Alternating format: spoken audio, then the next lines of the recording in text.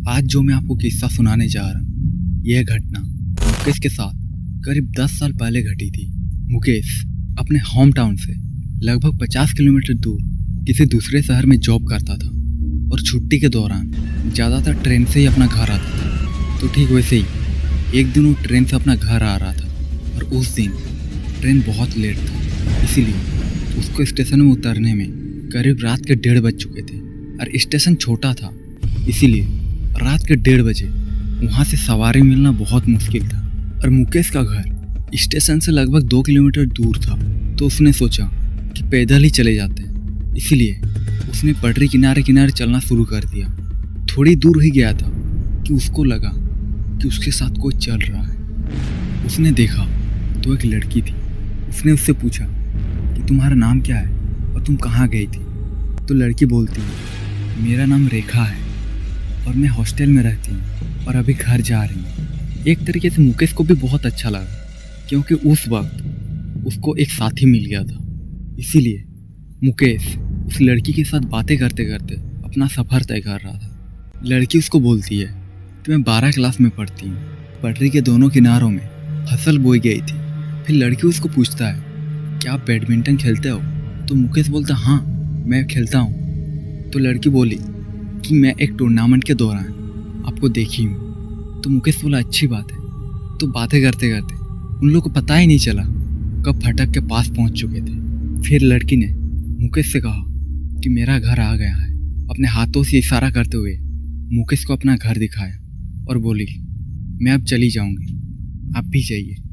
तो मुकेश बोला, अब इतना दूर एक ही साथ आए हैं तो चलो घर तक भी छोड़ देता हूँ। तो लड़की बोली, थैंक यू, बट मैं चली जाऊंगी।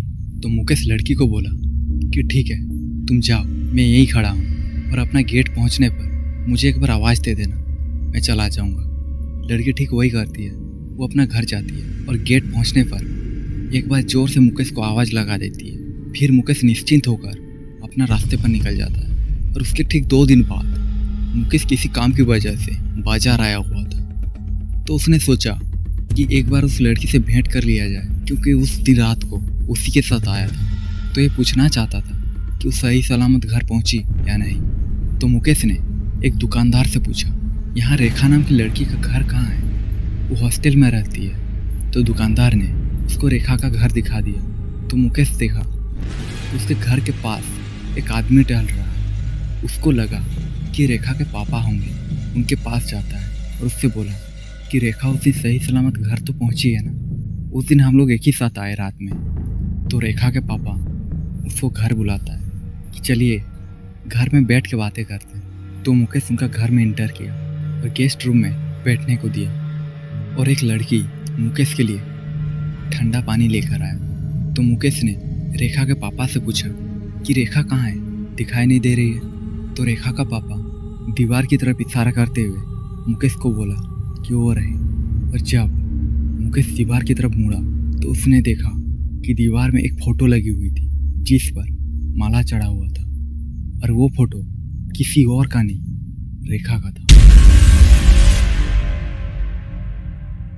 मुकेश चौंक गया, बोला ये कैसे हुआ? तो रेखा के पापा बोले कि 2 महीना पहले अपने हॉस्टल से घर आ रही थी। ठीक उसी टाइम 2 बैल पीछे से उसकी ओर दौड़ कर आ रहा था और उसके पीछे 2 आदमी भी दौड़ रहे थे। उसने जोर से चिल्ला कर कहा कि हे लड़की हट जाओ। तो रेखा पीछे मुड़ी और डर के मारे भागने लगी और वो भागते हुए पटरी की ओर चली गई। तभी वहाँ से एक ट्रेन गुजर रही थी और उसी दुर्घटना के चलते रेखा की मौत हो गई। मुकेश तो पहले बहुत सैड हो गया। फिर उसके पापा ने मुकेश को बोला, कोई बात नहीं बेटा, तुम आराम से पानी पियो। मुकेश ने खुद को शांत किया और पानी पिया और वहाँ से चल दिया। और उस दिन के बाद मुकेश जब भी उस रास्ते से अपना घर जाता है, उसकी आंखों के सामने यही नज़ारा आता है। तो आई होप कि आज की स्टोरी आपको पसंद आई है। और अगर पसंद आई है तो इसे लाइक कर दो और अपने उस फ्रेंड के साथ शेयर करो जो ऐसी डरावनी कहानियाँ सुनना पसंद करते हैं। तो चलिए मिलते हैं नेक्स्ट वीडियो में।